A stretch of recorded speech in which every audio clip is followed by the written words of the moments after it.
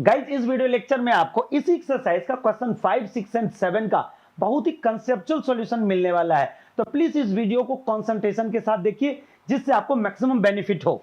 अब क्वेश्चन 5 है, check whether 6 raise to the power n can end with the digit 0 for any natural number n।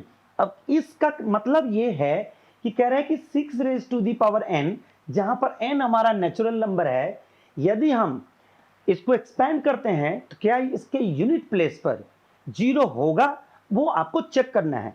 तो सबसे पहले हम ये देखते हैं कि इस टाइप के क्वेश्चन का आंसर निकालने के लिए इसके पीछे कौन सा कंसेप्ट अप्लाई होता है। तो इसके लिए हम ऑलरेडी कुछ ऐसे नंबर का एग्जांपल लेते हैं जिसके यूनिट प्लेस पर ऑलरेडी 0 हो। तो जैसे हम एग्जांपल ले लिए आपको 20। अब अगर इसका प्राइम फैक्टराइजेशन करें तो ये होगा 2 इंटू 2 इंटू 5। अब देखिए हमने क्या किया, 20 एक एग्जांपल लिया और वो 20 के यूनिट प्लेस पर ऑलरेडी 0 है। अब उस 0 से देखिए ये 0 हमने जानबूझ के ऐसा नंबर सेलेक्ट किया है क्योंकि हम ये ट्राई कर रहे हैं कि कोई ऐसा नंबर जिसके यूनिट प्लेस पर 0 हो तो क्या उसके अंदर कोई ऐसा प्रॉपर्टी इसमें छुपा हुआ है। तो हम भी एक दो और एग्जांपल लेकर चेक करते हैं और देखते हैं कि इसके अंदर कोई ऐसा पैटर्न निकल के बाहर आता है कि नहीं। तो चलिए 20 हमने देख लिया, इसके बाद मन करे तो एक 60 ले लीजिए।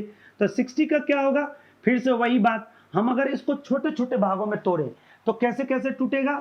ये देखिए सबसे पहले 2 करेंगे, फिर आगे हमारा कितना 30 का फिर से क्या करेंगे 2, तो हो गया 15, फिर हो गया 3 और इसके बाद हो गया 5।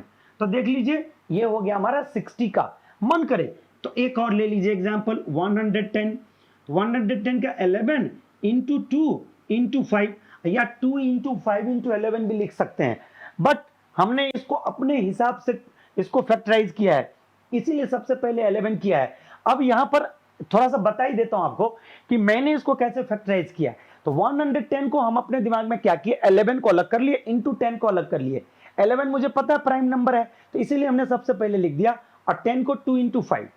अब यहां पर एक बार पैटर्न ऑब्जर्व करते हैं कि इस टाइप के क्वेश्चन में जब भी या कोई ऐसा नंबर हो जिसमें यूनिट प्लेस पर 0 है तो क्या इसके अंदर का कोई पैटर्न ऐसा जो सिमिलर है। तो मुझे दिख गया, देखिए अगर ये जीरोज है यूनिट प्लेस पर तो ये देखिए यहां से 2 इंटू 5, यहां से भी 2 इंटू 5 और यहां से 2 इंटू 5। इसका मतलब एक बात क्लियर हो गया कि यदि किसी भी नंबर के यूनिट प्लेस पर अगर 0 है तो कम से कम 2 इंटू 5 का फैक्टर तो दिख ही जा रहा है। देखिए यहां 2 इंटू 5 इसमें भी है, 2 इंटू 5 इसमें भी है, 2 इंटू 5 इसमें भी है। इसका मतलब है अब यहां पर हम वाइस वर्सा करके आपको कुछ एग्जांपल्स बता रहे हैं और या उसके साथ कंडीशन दे रहे हैं कि यदि कोई भी नंबर जिसके यूनिट प्लेस पर 0 हो तो उसके फैक्टर में एटलीस्ट 2 एंड 5 तो होगा ही होगा। यदि 2 एंड 5 नहीं होगा, उल्टा सोचिए, यदि किसी भी नंबर के फैक्टर में 2 एंड 5 नहीं होगा तो इसका मतलब है कि उस नंबर के यूनिट प्लेस पर 0 नहीं होगा। क्योंकि 0 होने के लिए अगर हम नॉर्मल 10 की बात करें तो देखिए 10 में मतलब सिंगल हमारा एक क्या 1 है और 0 है। तो अगर इसको हम फैक्टराइज करें तो ये हो जाएगा 2 इंटू 5। अब ये सबसे स्मॉलेस्ट हमारा नंबर है जिसमें यूनिट प्लेस के ऊपर 0 है। तो देखिए सबसे लिस्ट क्राइटेरिया क्या आ गया, लिस्ट क्राइटेरिया आ गया कि 10 लाने के लिए कम से कम 2 एंड 5 का एक पेयर तो होना ही होना चाहिए। तो अब इस पूरे कंसेप्ट को हम इस क्वेश्चन के आंसर में यूज करने वाले हैं। तो चलिए सबसे पहले हम इसके स्टेटमेंट को पहले लिख लेते हैं यहां से, ठीक है ना। तो चलिए इसका आंसर है हमारा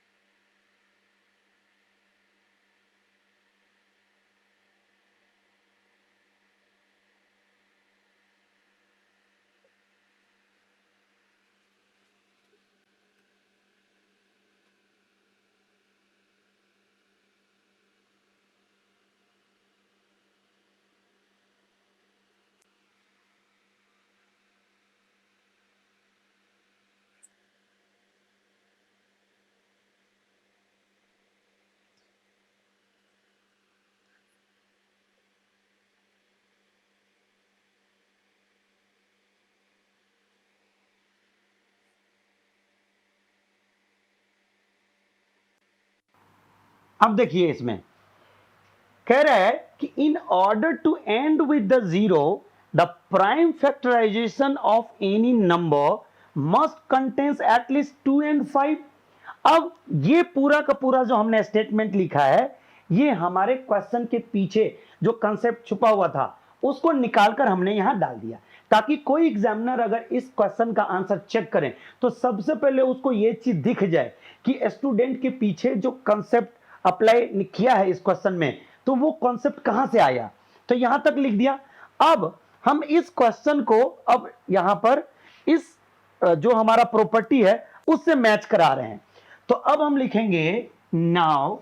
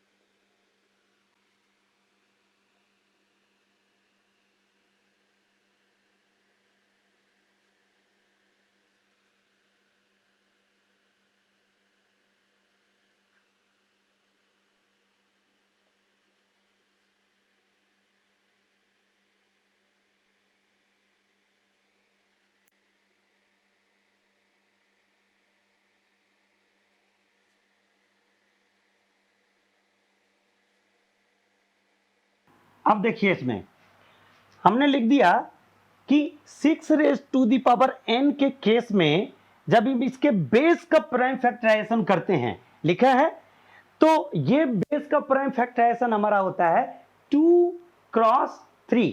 अब देखिए यहां 2 क्रॉस 3।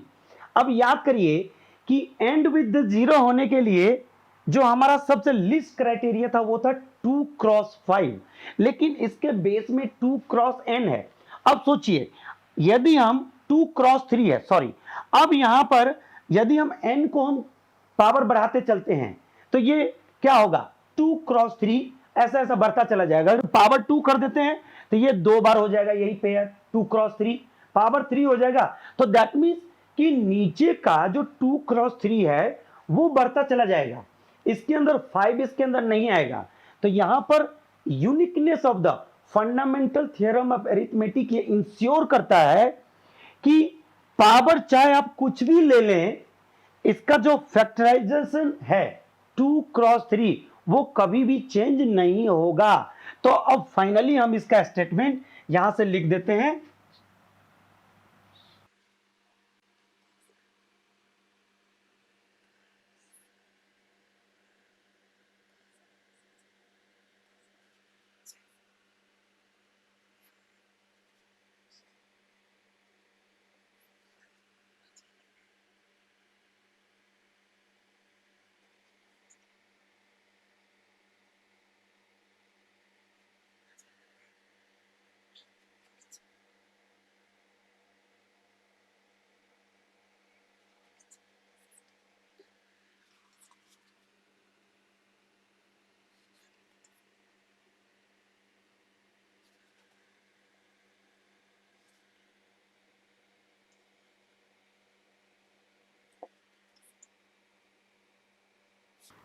इस तरह से हमने आपको इसमें फाइनल रिपोर्ट बता दिया।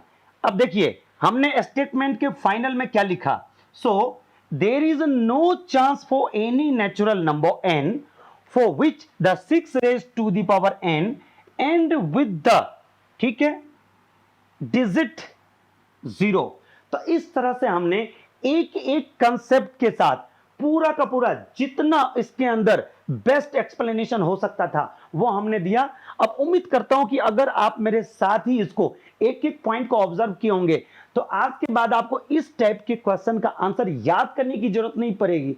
जैसे कि 90% टीचर और स्टूडेंट इस क्वेश्चन को याद करवाते हैं और याद साथ साथ करते भी हैं। तो अब मुझे लग रहा है इस वीडियो को देखने के बाद इससे आपका हमेशा के लिए छुटकारा मिल जाएगा। तो चलिए इसके साथ हम चलते हैं अभी क्वेश्चन नंबर 6 पर। अब 6 नंबर है, explain why 7 into 11 into 13 plus 13 and 7 into 6 into 5 into 4 into 3 into 2 into 1 plus 5 are composite numbers। अब इस टाइप के क्वेश्चन को सॉल्व करने के लिए आपको कंपोजिट नंबर का कंसेप्ट पता करना पड़ेगा। अब कंपोजिट नंबर में हम दो चीज जानते हैं। एक तो बहुत सिंपल मेथड इसका है जानने का कि कोई ऐसा नंबर जो प्राइम ना हो वो कंपोजिट हो गया एक्सेप्ट 1। तो बहुत ही सिंपल मेथड से हमने कंपोजिट नंबर को जान लिया।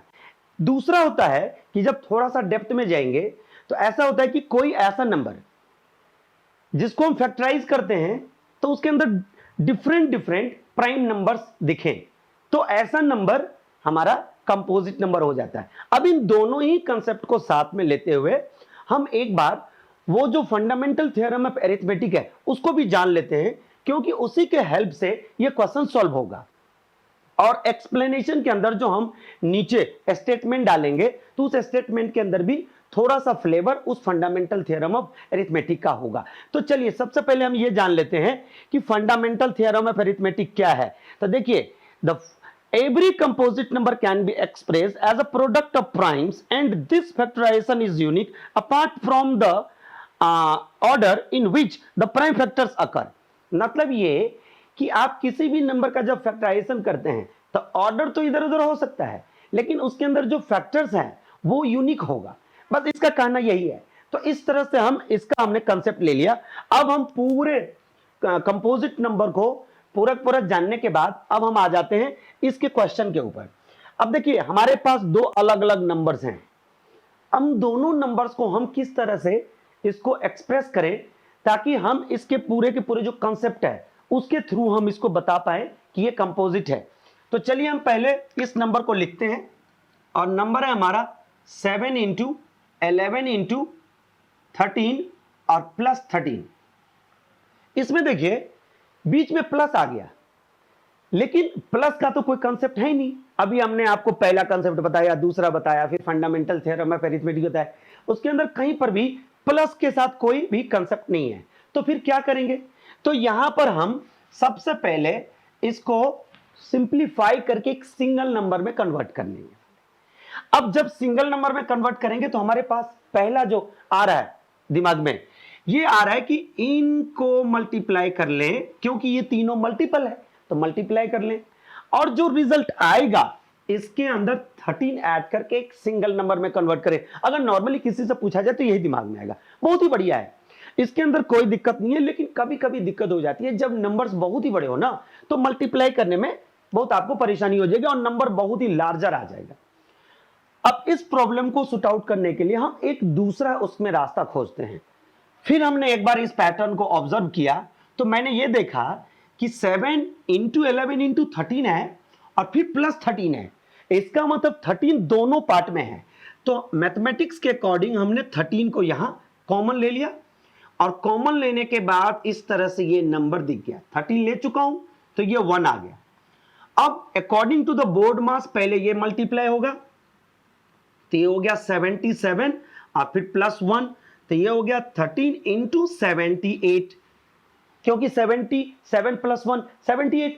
अब एक तो यहां पर हम रिजल्ट पे पहुंच चुके हैं कि कोई ऐसा नंबर जिसको देखिए 13 इंटू 78 में फैक्टराइज कर पाए, और 78 भी फर्दर फैक्टराइज हो रहा है।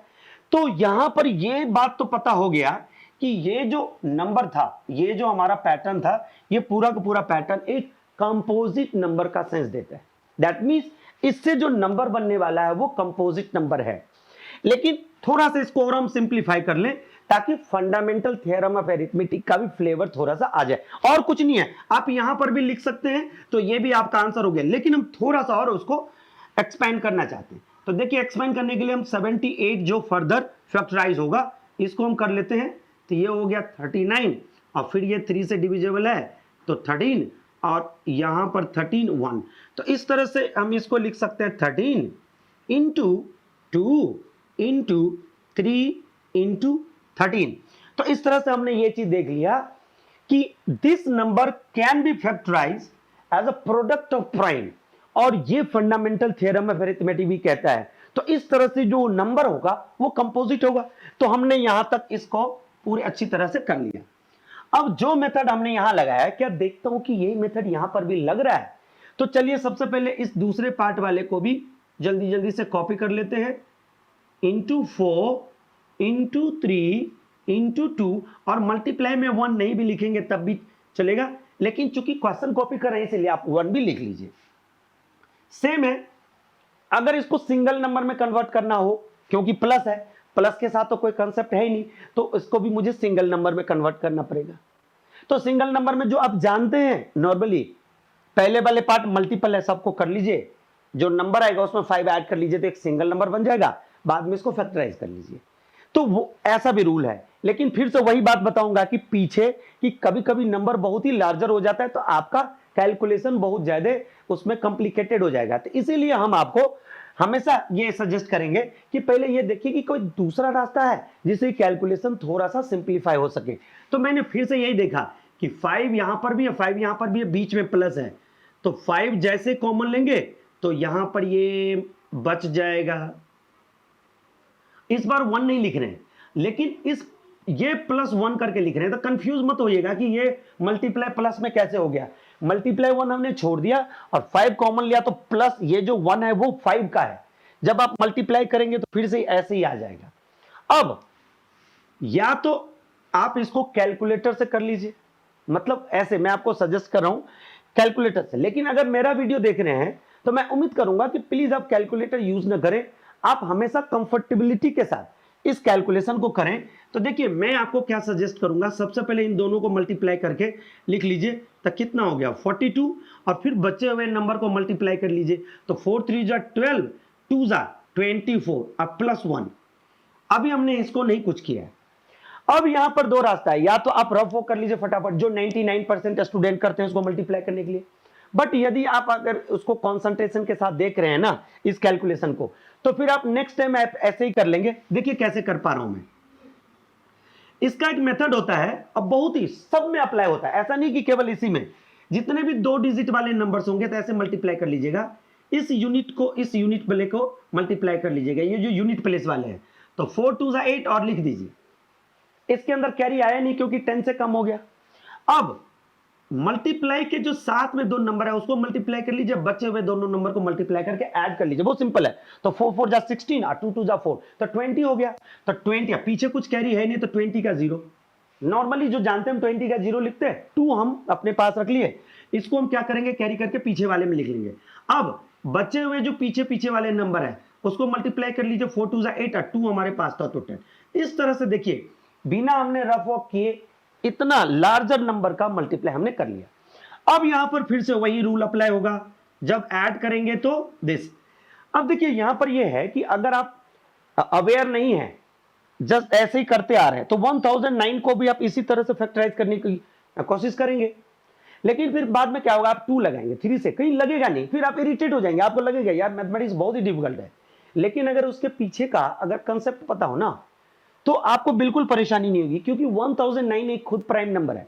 तो कहिएगा इतने बड़े नंबर्स को हम कैसे याद रखेंगे, तो आपको हमेशा याद नहीं रखना है, बस इस क्वेश्चन को जब प्रैक्टिस करना है ना तो हमेशा स्पेशल एक दिमाग में डालना है कि इस टाइप के क्वेश्चन में जो 1009 है वो प्राइम नंबर से, बस इतना ही आपको करना है। तो इस तरह से हमने इसको फाइनली यहां लिख दिया और ये हो गया। अब चूंकि इसको भी हमने फैक्टराइज कर लिया, इसको भी फैक्टराइज कर लिया, तो अब हम लिख लेते हैं यह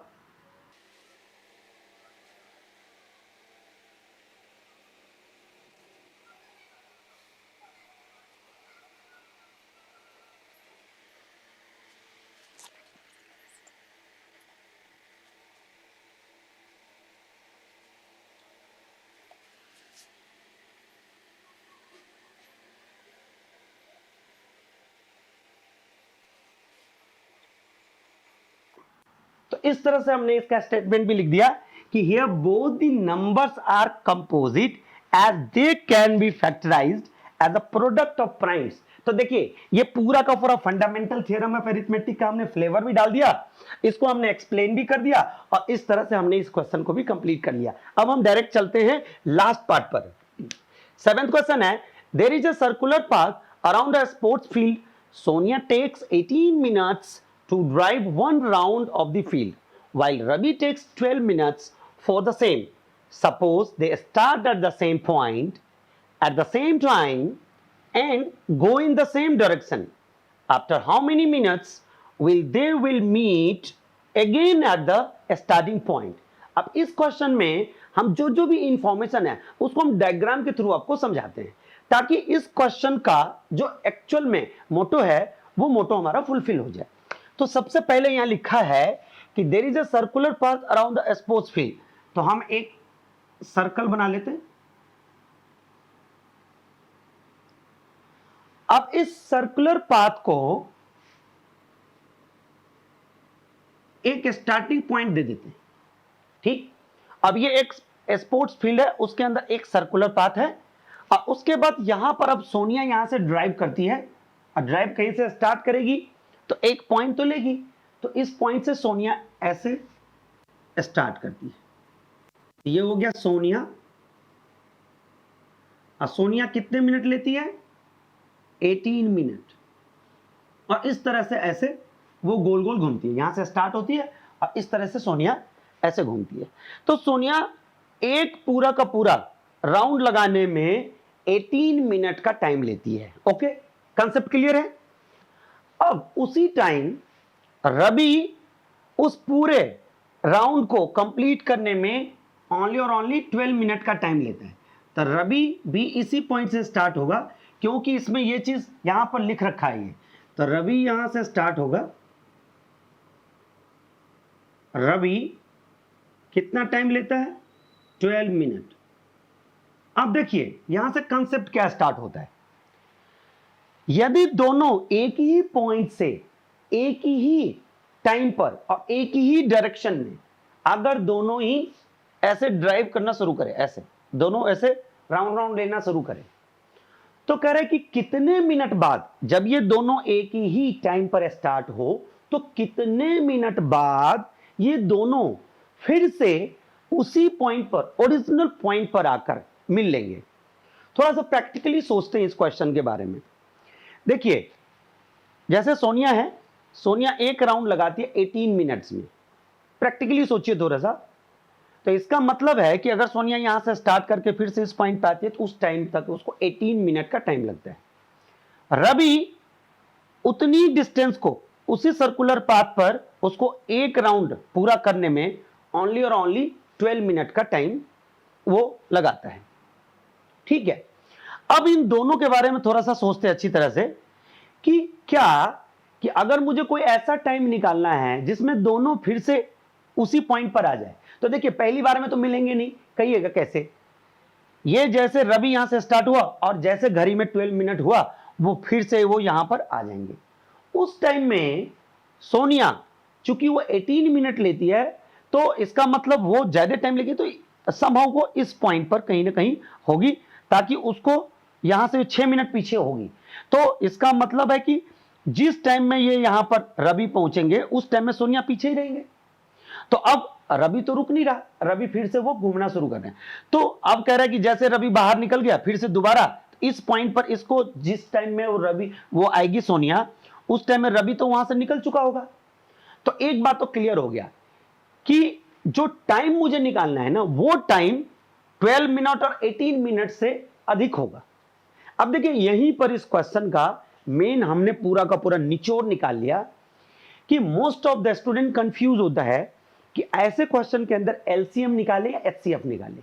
तब इसका हमने पूरा का पूरा फाइनल सॉल्यूशन निकाल के दे दिया आपको कि जब कभी भी सर्कुलर पाथ वाले कोई भी इस तरह के कोई क्वेश्चन होंगे तो हमेशा ये याद रख लीजिए कि इन दोनों डेटा से जो बड़ी वाली डेटा होंगे वही हमारा आंसर होगा, और जब हम कोई लार्जर डेटा की बात करते हैं तो वो दोनों ही जो हमारा ऑब्जर्वेशन है, ये डेटा है, उसका एलसीएम निकलेगा।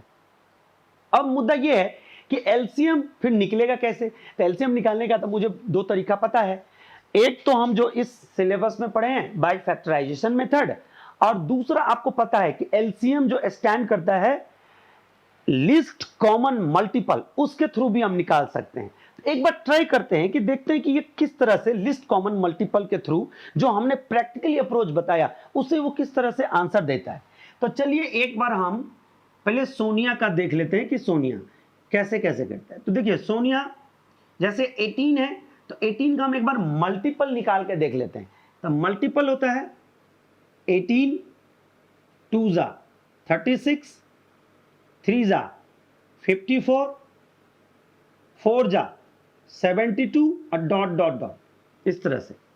और अगर हम 12 का मल्टीपल निकालें तो 12 2 जा 24 36 48 60 और 72। मन करे तो आप आगे भी लिख सकते हैं, बट मुझे एक बार आपको लिस्ट कॉमन मल्टीपल का एग्जैक्ट इस प्रैक्टिकली जो हमने अभी पूरा पूरा बात बताया उससे ये किस तरह से आंसर निकल के आता है। तो देखिए हमने बोला आपको लिस्ट कॉमन मल्टीपल, तो सबसे पहले मल्टीपल देख लेते हैं कि कॉमन मल्टीपल कौन कौन सा आ रहा है। तो देखिए एक तो यहां आ रहा है 36, दूसरा यहां भी आ रहा है, ठीक है, इस तरह से देख लीजिए। तो यहां पर ऐसे और भी मल्टीपल आएंगे कॉमन मल्टीपल, जब हम दोनों का टेबल अगर हम लिखते हैं तो उसमें कॉमन मल्टीपल। लेकिन मुझे निकालना है लिस्ट कॉमन मल्टीपल, तो लिस्ट कॉमन मल्टीपल हमारा आ गया ये LCM, कितना हो गया 36। इसका मतलब एक बात क्लियर हो गया कि ये दोनों अगर एक ही पॉइंट से एक ही टाइम पर एक ही डायरेक्शन में अगर चलना शुरू करे और इस तरह से वो जो दोबारा जब घड़ी में 36 मिनट होंगे तब वो दोनों ही इसी ओरिजिनल पॉइंट पर आकर मिल लेंगे। उस टाइम में देखिए अब 36 है नहीं है, उसको 12 से डिवाइड करिए तो 3 राउंड। तो इस टाइम तक में रवि 3 ऐसे राउंड लगा चुका होगा और सोनिया 18 2 जा 36 2 राउंड लगा चुकी होगी। तो यहां तक तो हमने पूरी अच्छी तरह से इसका समझा दिया ताकि नेक्स्ट टाइम इस टाइप के क्वेश्चन में कभी प्रॉब्लम ना हो। अब हम चलते हैं फैक्टराइजेशन मेथड से उसको कैसे निकालते हैं। तो यहां निकालेंगे, सबसे पहले नंबर है हमारा 18 का 9 2 जा 18 और ये 3 से फिर लगाएंगे तो ये होगा 3 3 जा 9। मन करे तो 3 दोबारा लगाकर यहां कर लीजिए। तो ये हो गया 18 का 2 इंटू 3 इंटू 3 इंटू और यहां पर कुछ है नहीं तो इसको छोड़ दीजिए। दूसरा है हमारा 12 का भी फैक्टराइजेशन करते हैं। 2 से लगाएंगे 6, फिर 2 से लगाएंगे कितना, ये हो जाएगा 3, अब यहां फिर 3 से लगाएंगे तो 1, तो ये हो गया कितना 2 इंटू 2 इंटू 3। अब एक काम करिए, इसको जो भी नंबर डबलिंग है उसको हम पावर के फॉर्मेट में लिख लेते, इसको भी लिख लेते 2 स्क्वायर इंटू 3। अब आपको कुछ नहीं करना, एलसीएम में जो भी फैक्टर्स आते हैं इस सब को आप लिख लीजिए। तो इन दोनों का अगर मैं एलसीएम निकालूं तो एलसीएम ऑफ 18 एंड 12, तो ये हमेशा याद रख लीजिएगा अगर फैक्टर है तो फैक्टर में से मैक्सिमम पावर को उठा लेंगे। तो देखिए पहले 2 का, देखिए इसमें 2 है, यहां 2 स्क्वायर है तो सबसे पहले 2 स्क्वायर आएगा, तो 2 का अब काम हमारा कंप्लीट हो गया। अब हम देखते हैं 3 वाला फैक्टर क्या क्या है। तो 3 इधर भी है इधर भी है, लेकिन सबसे मैक्सिमम पावर है स्क्वायर। तो इस तरह से हो गया 4 इंटू 9 और इज इक्वल टू 36। अब यहां पर देखिए हमने फैक्टराइजेशन मेथड से भी एलसीएम निकाल लिया और लिस्ट कॉमन मल्टीपल मतलब इसका मल्टीपल करके भी निकाल लिया और प्रैक्टिकली अप्रोच भी बता दिया। अब हम इसका फाइनल एक बार स्टेटमेंट लिख देते हैं और इसके बाद ये क्वेश्चन हमारा कंप्लीट हो जाएगा। तो लिखते हैं सो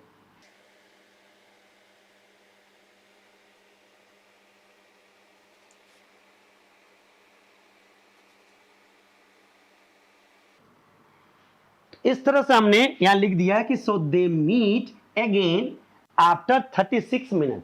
तो इस तरह से हमने इस क्वेश्चन को भी अच्छी तरह से एक्सप्लेन करके हमने सॉल्व कर लिया। तो इस तरह से यदि वीडियो आपको अच्छी लगी हो तो प्लीज इसे लाइक तथा शेयर करें और इसी तरह की इंफॉर्मेटिव वीडियोस और पूरे सीरीज को और इस 10th क्लास के पूरे चैप्टर का अगर सॉल्यूशन देखना चाहते हैं तो हमारे चैनल को जरूर से सब्सक्राइब कर लीजिए ताकि इस तरह के जब भी हम वीडियो अपलोड करें तो सबसे पहले नोटिफिकेशन आप तक पहुंचे। Thank you for watching.